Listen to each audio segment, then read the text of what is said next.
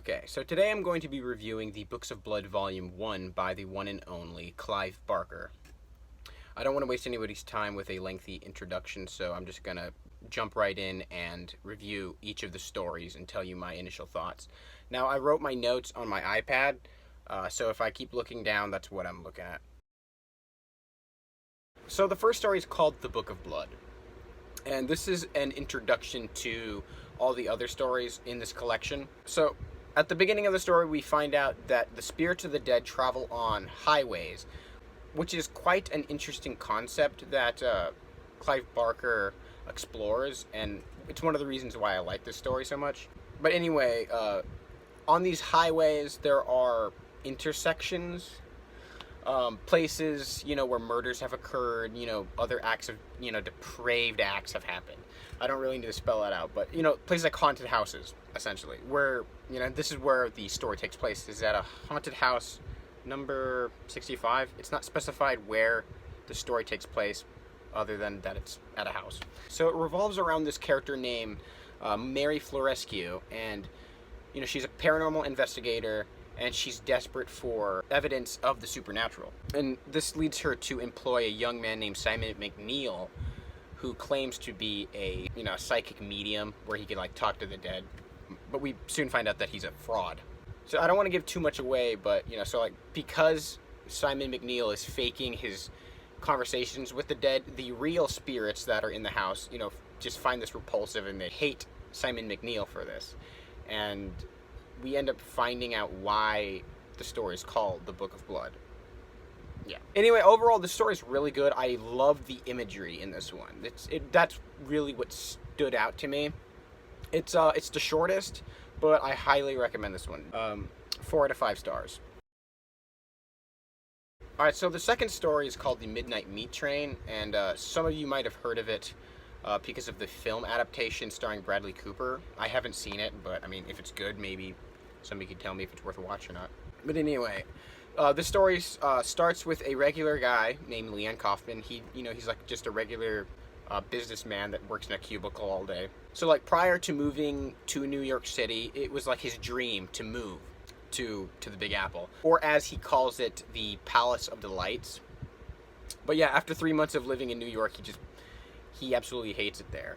The streets are filthy. There's murders and rapes in every corner of, every alley. It reminds me of Travis Bickle from Taxi Driver, how he describes New York. It's just, it's just a, you know what I mean. If you watch Taxi Driver, you understand. But anyway, one day while he's sitting at a deli reading the newspaper, Kaufman comes across a story about a brutal murder in a subway car. 3 bodies were found stripped naked and partially gutted.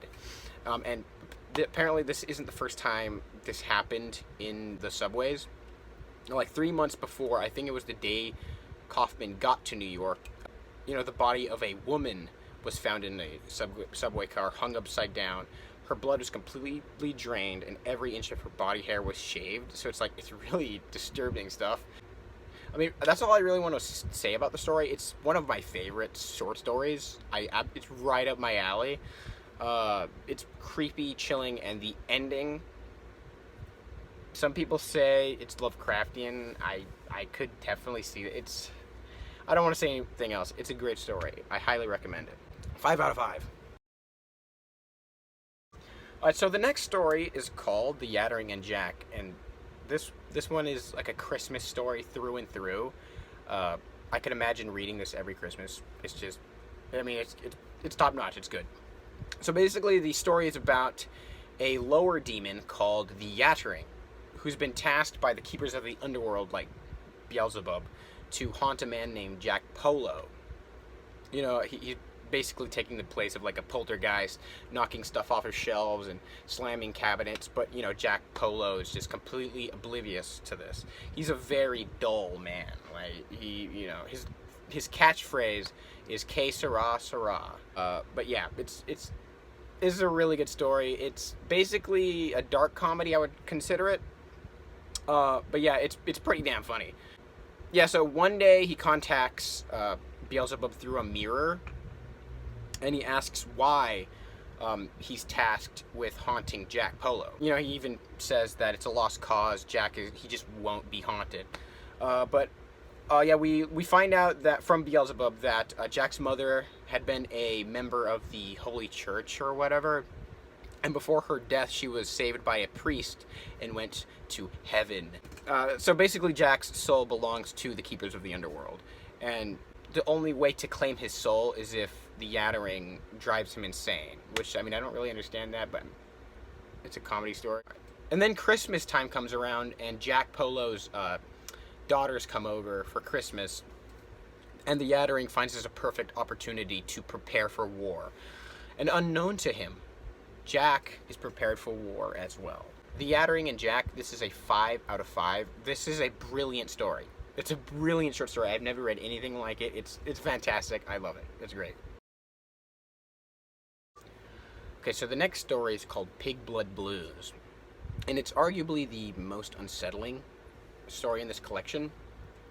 And it's about this ex-cop named Redman, who has recently been employed at a youth detention center for boys called Tetherdown. Soon he meets the head doctor, Mrs. Leverthal, and a young man named Lacey, who's constantly getting beat up. Yeah, it doesn't take long before things get really disturbing when Redman finds a farm on the outskirts of the facility. I mean, that's all I really want to say. It's a very interesting mystery story, and it has dreadful atmosphere. It just makes you feel uneasy. The ending was a little confusing, and it's kind of open to interpretation. It was kind of weird. I rarely get spooked by horror stories anymore, but I will say that the story filled me with it just made me feel yucky. I mean, I don't know how to explain it. But this is a 4 out of 5. It's a really good story. Alright, so the next story is called Sex, Death, and Starshine. And this story takes place in an old theater called the Elysium. And it's about this theater director named Terry Calloway who's conducting a production of William Shakespeare's Twelfth Night. Right away, we find out that he's having an affair with the lead actress Diane Duvall, who's playing Viola in the play. I mean, I don't know anything about William Shakespeare or Twelfth Night, but apparently the main character is named Viola. We also find out that Diane Duvall was a very famous soap opera star, but she's just horrible at acting. And the only reason she's in the play is because the manager, a guy named Hammersmith, thinks that if she's in the play, she'll put butts in seats. So, okay, and so one night after a disastrous rehearsal with Diane, Calloway meets a mysterious man named Litchfield. And Litchfield tells Calloway that years ago he'd been a trustee at the Elysium, and that his wife Constantia was a wonderful actress, and that she played Viola once, years and years ago. And he actually proposes that his wife should play Viola again. But the only thing is, she's dead. So I don't really want to say any more. It's a fantastic story. It's creepy, sometimes comical, and there is one scene that takes place in a cemetery that is straight out of a Tim Burton film. You'll know what I'm talking about. This is a 4 out of 5 star. I love this story. And the final story is called In the Hills, the Cities. So, prior to even reading the Books of Blood Volume 1, I was aware of this story in Hills, the Cities, but I was never truly sure what it was about. I had heard good things about it, some people saying that it was their favorite short story of all time. And after finally getting to experience the story for myself, I'll say that it didn't disappoint. It was really good. And like I said, I didn't know anything going into the story, and that's how I would recommend reading it, so I don't really want to give a brief summary at all. I just want people to just read this story and experience it for themselves. It's a really good concept. It's got great visuals. It's a story that you're not going to be able to read anywhere else. The closest thing to this story is probably a Junji Ito story. So you'll know that it's going to be quite weird. So yeah, fans of Junji Ito are going to absolutely love this. That's why I loved it. I freaking love Junji Ito. I recommend this one. This one is a 4 out of 5. Very unique story. Alright, and that concludes my review of the Books of Blood Volume 1 by Clive Barker. And I'm going to say that I was just absolutely impressed with this short story collection. I would highly recommend it, and I would also recommend the audio version. That's how I experienced these stories is through audio. It's done by professional narrators. Chet Williamson does In the Hills, the Cities, and that's how I'm going to be experiencing the rest of the Books of Blood, is through audio. But yeah, this is a 5 out of 5. I love this short story collection. It's really good. Okay, so I mean, if you're into horror, this is sort of like an essential read. It's a classic, I've heard, and it did not disappoint. See you later.